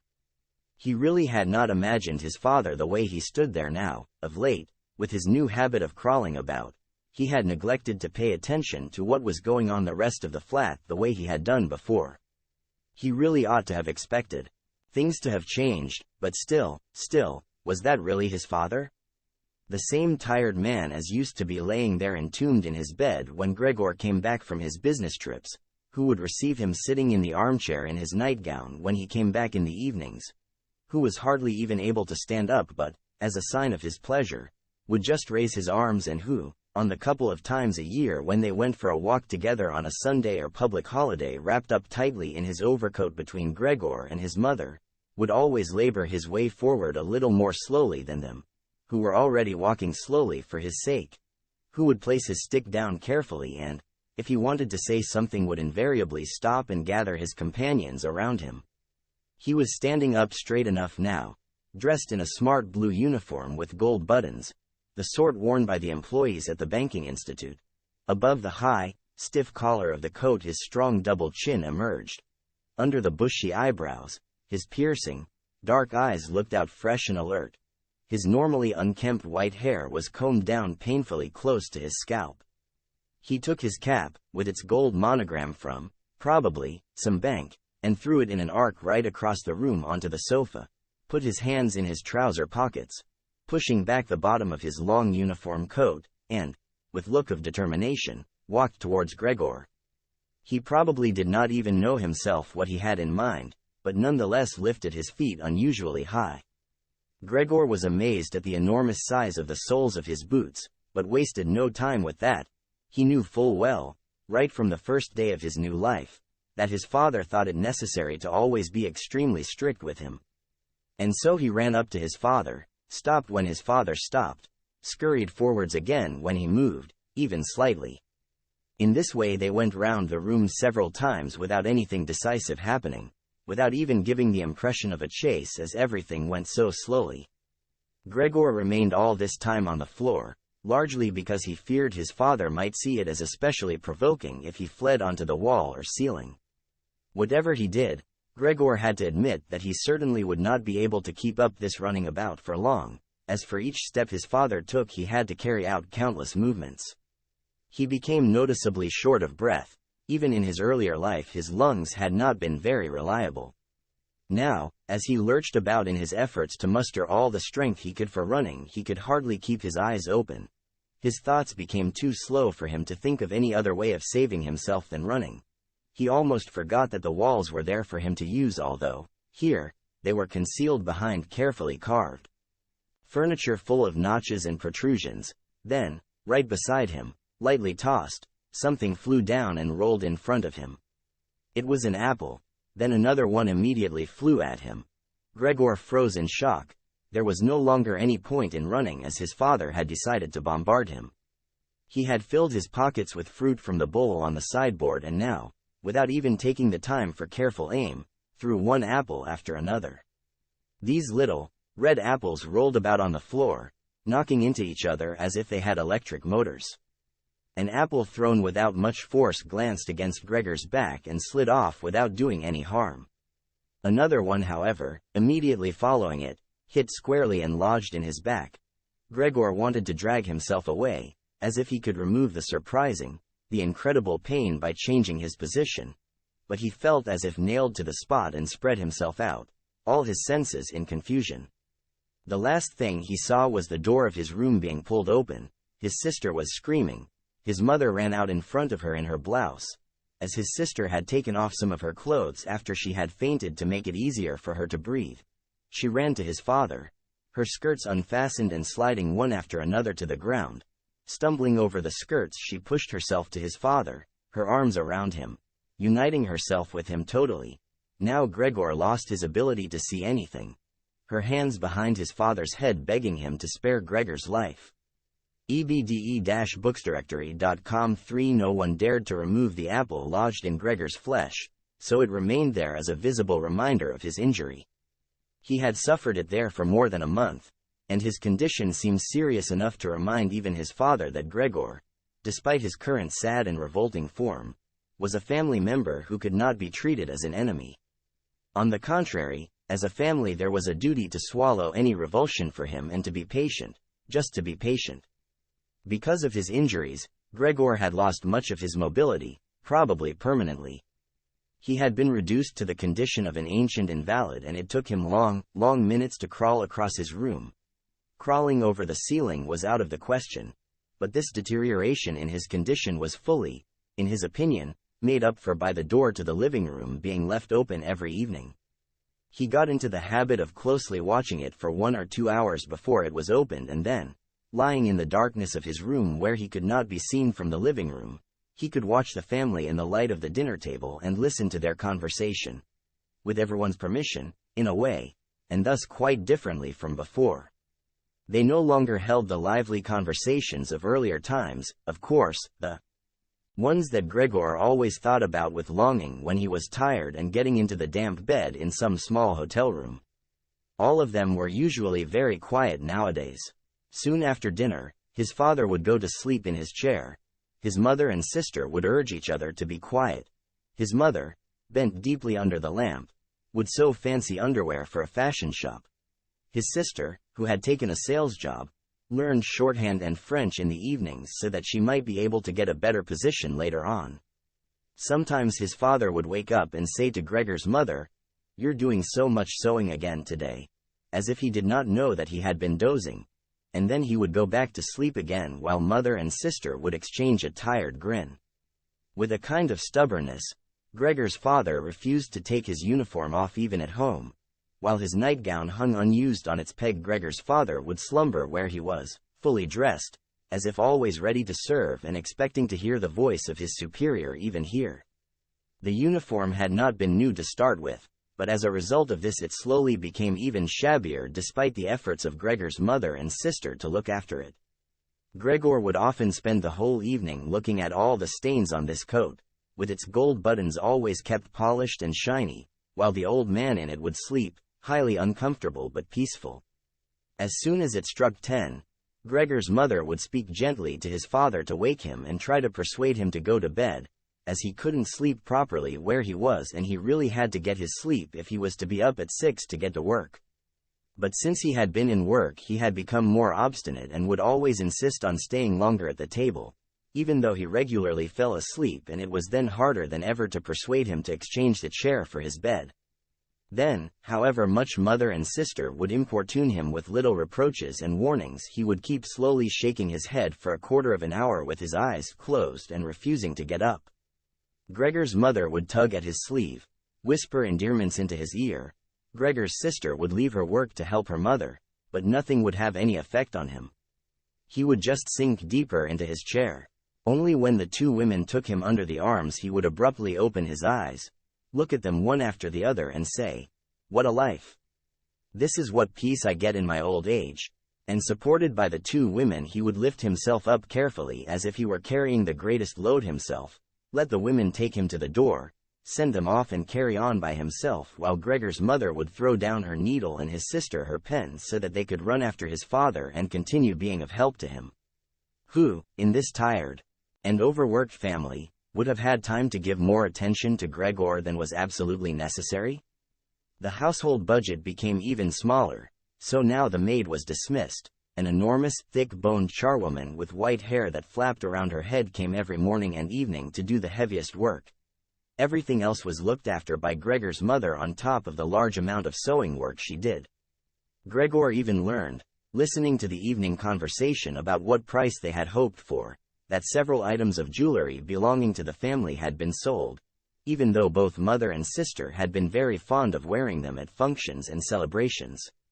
But the loudest complaint was that although the flat was much too big for their present circumstances, they could not move out of it. There was no imaginable way of transferring Gregor to the new address. He could see quite well, though, that there were more reasons than consideration for him that made it difficult for them to move. It would have been quite easy to transport him in any suitable crate with a few air holes in it. The main thing holding the family back from their decision to move was much more to do with their total despair, and the thought that they had been struck with a misfortune unlike anything experienced by anyone else they knew or were related to. They carried out absolutely everything that the world expects from poor people. Gregor's father brought bank employees their breakfast. His mother sacrificed herself by washing clothes for strangers. His sister ran back and forth behind her desk at the behest of the customers, but they just did not have the strength to do any more. And the injury in Gregor's back began to hurt as much as when it was new. After they had come back from taking his father to bed, Gregor's mother and sister would now leave their work where it was and sit close together, cheek to cheek. His mother would point to Gregor's room and say, "Close that door, Greta." And then, when he was in the dark again, they would sit in the next room and their tears would mingle, or they would simply sit there staring dry-eyed at the table. Gregor hardly slept at all, either night or day. Sometimes he would think of taking over the family's affairs. Just like before, the next time the door was opened, he had long forgotten about his boss and the chief clerk, but they would appear again in his thoughts, the salesman and the apprentices, that stupid tea-boy, 2 or 3 friends from other businesses, one of the chambermaids from a provincial hotel, a tender memory that appeared and disappeared again, a cashier from a hat shop for whom his attention had been serious but too slow. All of them appeared to him, mixed together with strangers and others he had forgotten, but instead of helping him and his family, they were all of them inaccessible, and he was glad when they disappeared. Other times he was not at all in the mood to look after his family. He was filled with simple rage about the lack of attention he was shown, and although he could think of nothing he would have wanted, he made plans of how he could get into the pantry where he could take all the things he was entitled to, even if he was not hungry. Gregor's sister no longer thought about how she could please him but would hurriedly push some food or other into his room with her foot before she rushed out to work in the morning and at midday, and in the evening she would sweep it away again with the broom, indifferent as to whether it had been eaten or, more often than not, had been left totally untouched. She still cleared up the room in the evening, but now she could not have been any quicker about it. Smears of dirt were left on the walls, here and there were little balls of dust and filth. At first, Gregor went into one of the worst of these places when his sister arrived as a reproach to her, but he could have stayed there for weeks without his sister doing anything about it. She could see the dirt as well as he could, but she had simply decided to leave him to it. At the same time, she became touchy in a way that was quite new for her and which everyone in the family understood. Cleaning up Gregor's room was for her and her alone. Gregor's mother did once thoroughly clean his room, and needed to use several bucketfuls of water to do it. Although that much dampness also made Gregor ill and he lay flat on the couch, bitter and immobile.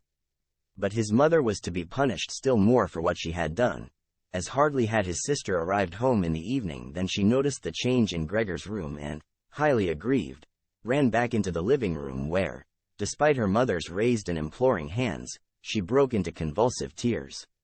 Her father, of course, was startled out of his chair, and the two parents looked on astonished and helpless. Then they, too, became agitated. Gregor's father, standing to the right of his mother, accused her of not leaving the cleaning of Gregor's room to his sister. From her left, Gregor's sister screamed at her that she was never to clean Gregor's room again, while his mother tried to draw his father, who was beside himself with anger, into the bedroom. His sister, quaking with tears, thumped on the table with her small fists, and Gregor hissed in anger that no one had even thought of closing the door to save him the sight of this and all its noise. Gregor's sister was exhausted from going out to work, and looking after Gregor as she had done before was even more work for her, but even so his mother ought certainly not to have taken her place. Gregor, on the other hand, ought not to be neglected. Now, though, the charwoman was here. This elderly widow, with a robust bone structure that made her able to withstand the hardest of things in her long life, wasn't really repelled by Gregor. Just by chance one day, rather than any real curiosity, she opened the door to Gregor's room and found herself face to face with him. He was taken totally by surprise. No one was chasing him, but he began to rush to and fro while she just stood there in amazement with her hands crossed in front of her. From then on she never failed to open the door slightly every evening and morning and look briefly in on him. At first she would call to him as she did so with words that she probably considered friendly, such as, "Come on then, you old dung beetle," or, "Look at the old dung beetle there." Gregor never responded to being spoken to in that way, but just remained where he was without moving as if the door had never even been opened. If only they had told this charwoman to clean up his room every day instead of letting her disturb him for no reason whenever she felt like it. One day, early in the morning while a heavy rain struck the window panes, perhaps indicating that spring was coming, she began to speak to him in that way once again. Gregor was so resentful of it that he started to move toward her. He was slow and infirm, but it was like a kind of attack. Instead of being afraid, the charwoman just lifted up one of the chairs from near the door and stood there with her mouth open, clearly intending not to close her mouth until the chair in her hand had been slammed down into Gregor's back. "Aren't you coming any closer, then?" she asked when Gregor turned round again, and she calmly put the chair back in the corner. Gregor had almost entirely stopped eating. Only if he happened to find himself next to the food that had been prepared for him he might take some of it into his mouth to play with it, leave it there a few hours and then, more often than not, spit it out again. At first he thought it was distress at the state of his room that stopped him eating, but he had soon got used to the changes made there. They had got into the habit of putting things into this room that they had no room for anywhere else, and there were now many such things as one of the rooms in the flat had been rented out to 3 gentlemen. These earnest gentlemen, all 3 of them had full beards, as Gregor learned peering through the crack in the door one day, were painfully insistent on things being tidy. This meant not only in their own room but, since they had taken a room in this establishment, in the entire flat and especially in the kitchen. Unnecessary clutter was something they could not tolerate, especially if it was dirty. They had moreover brought most of their own furnishings and equipment with them. For this reason, many things had become superfluous which, although they could not be sold, the family did not wish to discard. All these things found their way into Gregor's room. The dustbins from the kitchen found their way in there too. The charwoman was always in a hurry, and anything she couldn't use for the time being she would just chuck in there. He, fortunately, would usually see no more than the object and the hand that held it. The woman most likely meant to fetch the things back out again when she had time and the opportunity, or to throw everything out in one go, but what actually happened was that they were left where they landed when they had first been thrown unless Gregor made his way through the junk and moved it somewhere else. At first he moved it because, with no other room free where he could crawl about, he was forced to, but later on he came to enjoy it, although moving about in the way left him sad and tired to death and he would remain immobile for hours afterwards.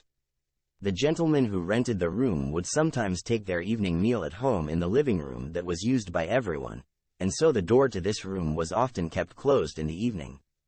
But Gregor found it easy to give up having the door open. He had, after all, often failed to make use of it when it was open and, without the family having noticed it, lain in his room in its darkest corner. One time, though, the charwoman left the door to the living room slightly open, and it remained open when the gentleman who rented the room came in the evening and the light was put on. They sat up at the table where, formerly, Gregor had taken his meals with his father and mother. They unfolded the serviettes and picked up their knives and forks. Gregor's mother immediately appeared in the doorway with a dish of meat, and soon behind her came his sister with a dish piled high with potatoes. The food was steaming, and filled the room with its smell. The gentlemen bent over the dishes set in front of them as if they wanted to test the food before eating it, and the gentleman in the middle, who seemed to count as an authority for the other two, did indeed cut off a piece of meat while it was still in its dish, clearly wishing to establish whether it was sufficiently cooked or whether it should be sent back to the kitchen. It was to his satisfaction, and Gregor's mother and sister, who had been looking on anxiously, began to breathe again and smiled. The family themselves ate in the kitchen. Nonetheless, Gregor's father came into the living room before he went into the kitchen, bowed once with his cap in his hand and did his round of the table. The gentlemen stood as one, and mumbled something into their beards. Then, once they were alone, they ate in near perfect silence. It seemed remarkable to Gregor that above all the various noises of eating their chewing teeth could still be heard, as if they had wanted to show Gregor that you need teeth in order to eat, and it was not possible to perform anything with jaws that are toothless however nice they might be. "I'd like to eat something," said Gregor anxiously, "but not anything like they're eating. They do feed themselves, and here I am, dying." Throughout all this time, Gregor could not remember having heard the violin being played, but this evening it began to be heard from the kitchen. The three gentlemen had already finished their meal. The one in the middle had produced a newspaper, given a page to each of the others, and now they leant back in their chairs reading them and smoking. When the violin began playing, they became attentive, stood up and went on tiptoe over to the door of the hallway where they stood pressed against each other. Someone must have heard them in the kitchen, as Gregor's father called out, "Is the playing perhaps unpleasant for the gentleman? We can stop it straight away." "On the contrary," said the middle gentleman, "would the young lady not like to come in and play for us here in the room, where it is, after all, much more cozy and comfortable?" "Oh yes, we'd love to," called back Gregor's father as if he had been the violin player himself. The gentleman stepped back into the room and waited. Gregor's father soon appeared with the music stand, his mother with the music and his sister with the violin.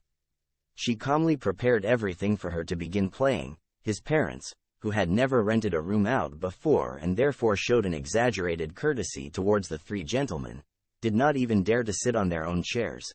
His father leant against the door with his right hand pushed in between two buttons on his uniform coat.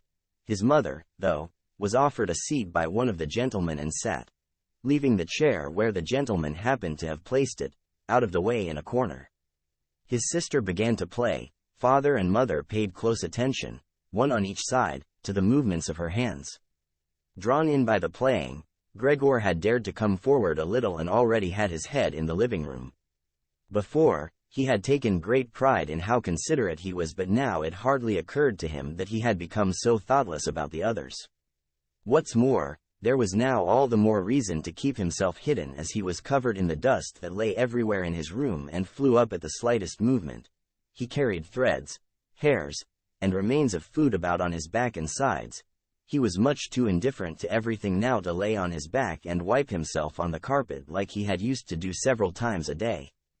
And despite this condition, he was not too shy to move forward a little onto the immaculate floor of the living room. No one noticed him, though. The family was totally preoccupied with the violin playing. At first, the three gentlemen had put their hands in their pockets and come up far too close behind the music stand to look at all the notes being played, and they must have disturbed Gregor's sister, but soon, in contrast with the family, they withdrew back to the window with their heads sunk and talking to each other at half volume, and they stayed by the window while Gregor's father observed them anxiously. It really now seemed very obvious that they had expected to hear some beautiful or entertaining violin playing but had been disappointed, that they had had enough of the whole performance, and it was only now out of politeness that they allowed their peace to be disturbed. It was especially unnerving, the way they all blew the smoke from their cigarettes upwards from their mouth and noses. Yet Gregor's sister was playing so beautifully. Her face was leant to one side, following the lines of music with a careful and melancholy expression. Gregor crawled a little further forward, keeping his head close to the ground so that he could meet her eyes if the chance came. Was he an animal if music could captivate him so? It seemed to him that he was being shown the way to the unknown nourishment he had been yearning for. He was determined to make his way forward to his sister and tug at her skirt to show her she might come into his room with her violin, as no one appreciated her playing here as much as he would. He never wanted to let her out of his room, not while he lived, anyway. His shocking appearance should, for once, be of some use to him. He wanted to be at every door of his room at once to hiss and spit at the attackers. His sister should not be forced to stay with him, though, but stay of her own free will. She would sit beside him on the couch with her ear bent down to him while he told her how he had always intended to send her to the conservatory, how he would have told everyone about it last Christmas. Had Christmas really come and gone already? If his misfortune hadn't got in the way, and refused to let anyone dissuade him from it. On hearing all this, his sister would break out in tears of emotion, and Gregor would climb up to her shoulder and kiss her neck, which, since she had been going out to work, she had kept free without any necklace or collar. "Mr. Samsa," shouted the middle gentleman to Gregor's father, pointing, without wasting any more words, with his forefinger at Gregor as he slowly moved forward. The violin went silent. The middle of the three gentlemen first smiled at his two friends, shaking his head, and then looked back at Gregor. His father seemed to think it more important to calm the three gentlemen before driving Gregor out, even though they were not at all upset and seemed to think Gregor was more entertaining than the violin playing had been. He rushed up to them with his arms spread out and attempted to drive them back into their room at the same time as trying to block their view of Gregor with his body. Now they did become a little annoyed, and it was not clear whether it was his father's behavior that annoyed them or the dawning realization that they had had a neighbor like Gregor in the next room without knowing it. They asked Gregor's father for explanations, raised their arms like he had, tugged excitedly at their beards and moved back towards their room only very slowly. Meanwhile, Gregor's sister had overcome the despair she had fallen into when her playing was suddenly interrupted. She had let her hands drop and let violin and bow hang limply for a while but continued to look at the music as if still playing, but then she suddenly pulled herself together, laid the instrument on her mother's lap who still sat laboriously struggling for breath where she was, and ran into the next room which, under pressure from her father, the three gentlemen were more quickly moving toward. Under his sister's experienced hand, the pillows and covers on the beds flew up and were put into order, and she had already finished making the beds and slipped out again before the three gentlemen had reached the room. Gregor's father seemed so obsessed with what he was doing that he forgot all the respect he owed to his tenants. He urged them and pressed them until, when he was already at the door of the room, the middle of the three gentlemen shouted like thunder and stamped his foot and thereby brought Gregor's father to a halt. "I declare here and now," he said, raising his hand and glancing at Gregor's mother and sister to gain their attention too, "that with regard to the repugnant conditions that prevail in this flat and with this family," here he looked briefly but decisively at the floor, "I give immediate notice on my room. For the days that I have been living here I will, of course, pay nothing at all.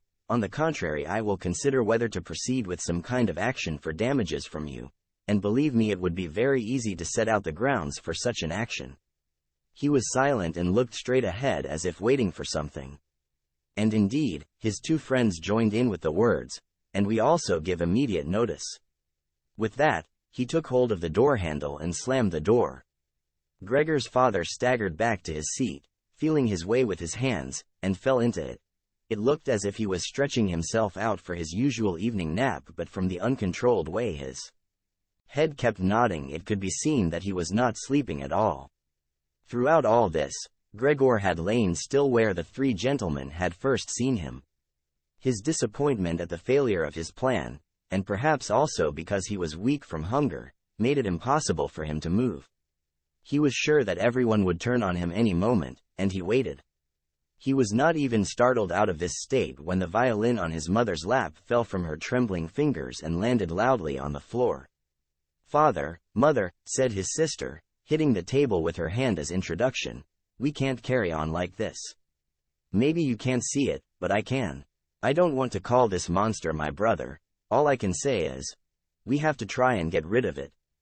We've done all that's humanly possible to look after it and be patient. I don't think anyone could accuse us of doing anything wrong."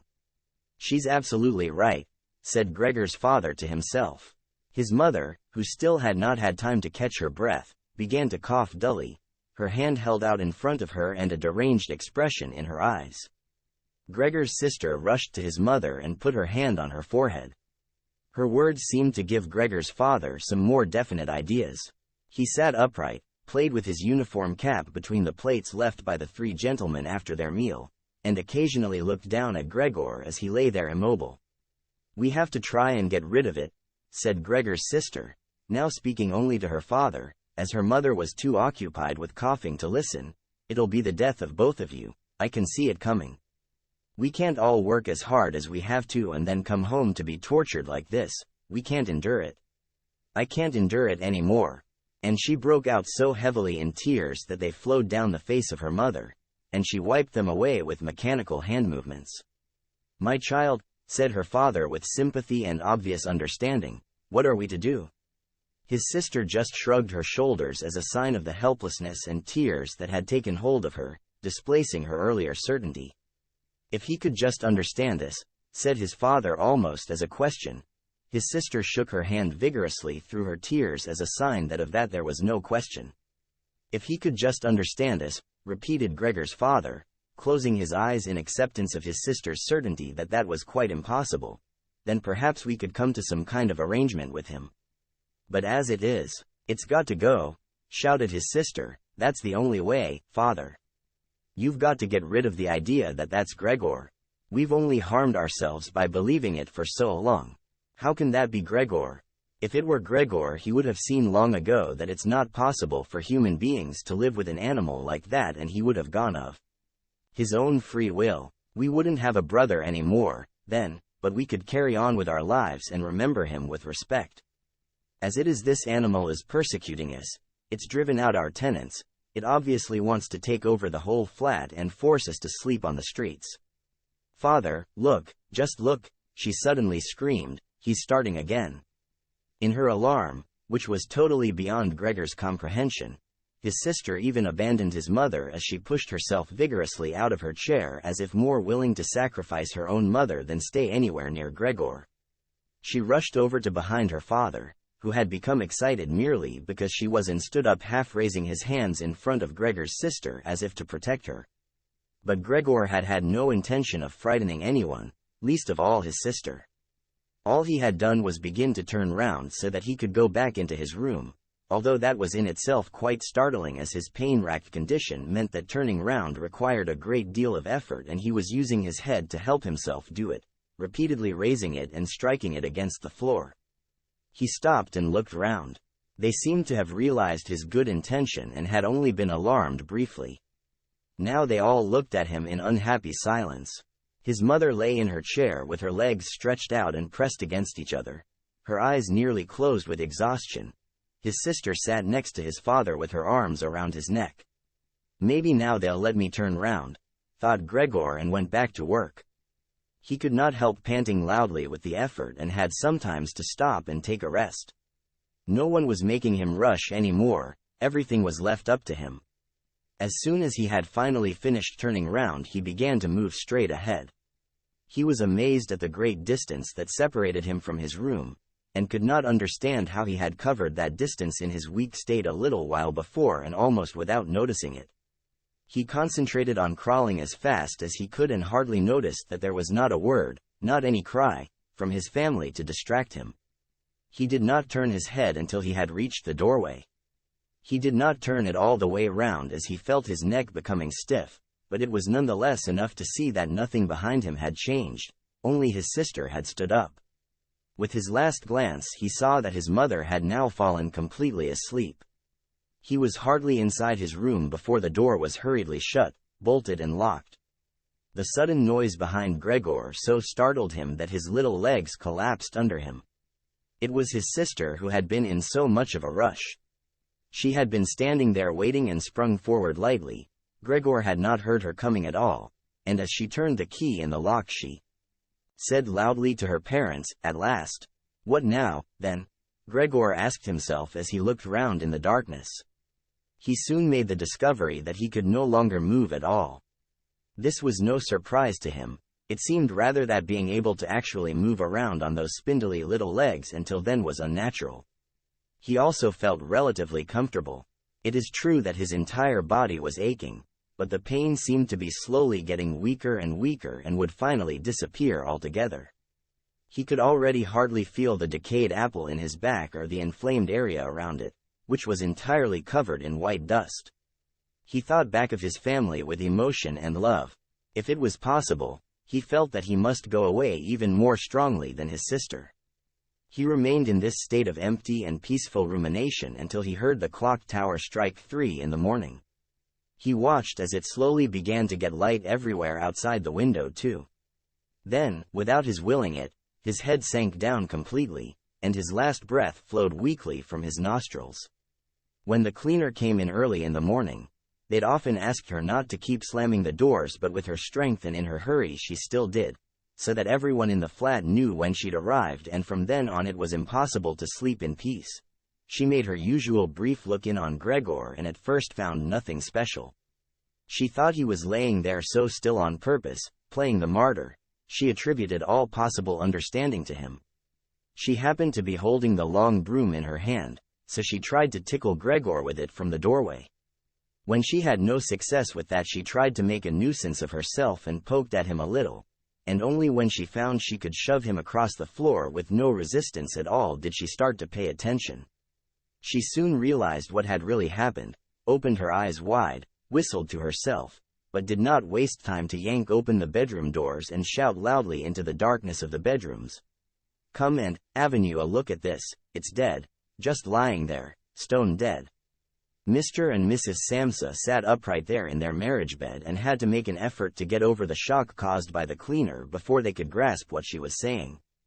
But then, each from his own side, they hurried out of bed. Mr. Samsa threw the blanket over his shoulders. Mrs. Samsa just came out in her nightdress, and that is how they went into Gregor's room. On the way they opened the door to the living room where Greta had been sleeping since the 3 gentlemen had moved in. She was fully dressed as if she had never been asleep, and the paleness of her face seemed to confirm this. "Dead?" asked Mrs. Samsa, looking at the charwoman inquiringly, even though she could have checked for herself and could have known it even without checking. "That's what I said," replied the cleaner, and to prove it she gave Gregor's body another shove with the broom, sending it sideways across the floor. Mrs. Samsa made a movement as if she wanted to hold back the broom, but did not complete it. "Now then," said Mr. Samsa, "let's give thanks to God for that." He crossed himself, and the 3 women followed his example. Greta, who had not taken her eyes from the corpse, said, "Just look how thin he was. He didn't eat anything for so long. The food came out again just the same as when it went in." Gregor's body was indeed completely dried up and flat. They had not seen it until then, but now he was not lifted up on his little legs, nor did he do anything to make them look away. "Greta, come with us in here for a little while," said Mrs. Samsa with a pained smile, and Greta followed her parents into the bedroom, but not without looking back at the body. The cleaner shut the door and opened the window wide. Although it was still early in the morning, the fresh air had something of warmth mixed in with it. It was already the end of March, after all. The 3 gentlemen stepped out of their room and looked round in amazement for their breakfasts. They had been forgotten about. "Where is our breakfast?" the middle gentleman asked the cleaner irritably. She just put her finger on her lips and made a quick and silent sign to the men that they might like to come into Gregor's room. They did so, and stood around Gregor's corpse with their hands in the pockets of their well-worn coats. It was now quite light in the room. Then the door of the bedroom opened and Mr. Samsa appeared in his uniform with his wife on one arm and his daughter on the other. All of them had been crying a little. Greta now and then pressed her face against her father's arm. "Leave my home, now," said Mr. Samsa, indicating the door and without letting the women from him. "What do you mean?" asked the middle of the 3 gentlemen, somewhat disconcerted, and he smiled sweetly. The other two held their hands behind their backs and continually rubbed them together in gleeful anticipation of a loud quarrel which could only end in their favor. "I mean just what I said," answered Mr. Samsa, and, with his two companions, went in a straight line towards the man. At first, he stood there still, looking at the ground as if the contents of his head were rearranging themselves into new positions. "All right, we'll go then," he said, and looked up at Mr. Samsa as if he had been suddenly overcome with humility and wanted permission again from Mr. Samsa for his decision. Mr. Samsa merely opened his eyes wide and briefly nodded to him several times. At that, and without delay, the man actually did take long strides into the front hallway. His two friends had stopped rubbing their hands some time before and had been listening to what was being said. Now they jumped off after their friend as if taken with a sudden fear that Mr. Samsa might go into the hallway in front of them and break the connection with their leader. Once there, all three took their hats from the stand, took their sticks from the holder, bowed without a word and left the premises. Mr. Samsa and the two women followed them out onto the landing, but they had had no reason to mistrust the men's intentions, and as they leaned over the landing they saw how the three gentlemen made slow but steady progress down the many steps. As they turned the corner on each floor they disappeared and would reappear a few moments later. The further down they went, the more that the Samsa family lost interest in them, when a butcher's boy, proud of posture with his tray on his head, passed them on his way up and came nearer than they were. Mr. Samsa and the women came away from the landing and went, as if relieved, back into the flat. They decided the best way to make use of that day was for relaxation and to go for a walk. Not only had they earned a break from work, but they were in serious need of it. So they sat at the table and wrote 3 letters of excusal, Mr. Samsa to his employers, Mrs. Samsa to her contractor, and Greta to her principal. The cleaner came in while they were writing to tell them she was going. She'd finished her work for that morning. The 3 of them at first just nodded without looking up from what they were writing, and it was only when the cleaner still did not seem to want to leave that they looked up in irritation. "Well?" asked Mr. Samsa. The charwoman stood in the doorway with a smile on her face as if she had some tremendous good news to report, but would only do it if she was clearly asked to. The almost vertical little ostrich feather on her hat, which had been source of irritation to Mr. Samsa all the time she had been working for them, swayed gently in all directions. "What is it you want then?" asked Mrs. Samsa, whom the cleaner had the most respect for. "Yes," she answered, and broke into a friendly laugh that made her unable to speak straight away. "Well then, that thing in there, you needn't worry about how you're going to get rid of it. That's all been sorted out." Mrs. Samsa and Greta bent down over their letters as if intent on continuing with what they were writing. Mr. Samsa saw that the cleaner wanted to start describing everything in detail, but, with outstretched hand, he made it quite clear that she was not to. So, as she was prevented from telling them all about it, she suddenly remembered what a hurry she was in and, clearly peeved, called out, "Cheerio." Then, everyone turned round sharply and left, slamming the door terribly as she went. "Tonight she gets sacked," said Mr. Samsa, but he received no reply from either his wife or his daughter as the charwoman seemed to have destroyed the peace they had only just gained. They got up and went over to the window where they remained with their arms around each other. Mr. Samsa twisted round in his chair to look at them and sat there watching for a while. Then he called out, "Come here, then. Let's forget about all that old stuff, shall we? Come and give me a bit of attention." The 2 women immediately did as he said, hurrying over to him where they kissed him and hugged him, and then they quickly finished their letters. After that, the 3 of them left the flat together, which was something they had not done for months, and took the tram out to the open country outside the town. They had the tram, filled with warm sunshine, all to themselves. Leant back comfortably on their seats, they discussed their prospects and found that on closer examination they were not at all bad. Until then they had never asked each other about their work, but all 3 had jobs which were very good and held particularly good promise for the future. The greatest improvement for the time being, of course, would be achieved quite easily by moving house. What they needed now was a flat that was smaller and cheaper than the current one which had been chosen by Gregor, one that was in a better location and, most of all, more practical. All the time, Greta was becoming livelier. With all the worry they had been having of late, her cheeks had become pale, but, while they were talking, Mr. and Mrs. Samsa were struck, almost simultaneously, with the thought of how their daughter was blossoming into a well-built and beautiful young lady. They became quieter, just from each other's glance, and almost without knowing it they agreed that it would soon be time to find a good man for her. And, as if in confirmation of their new dreams and good intentions, as soon as they reached their destination, Greta was the first to get up and stretch out her young body.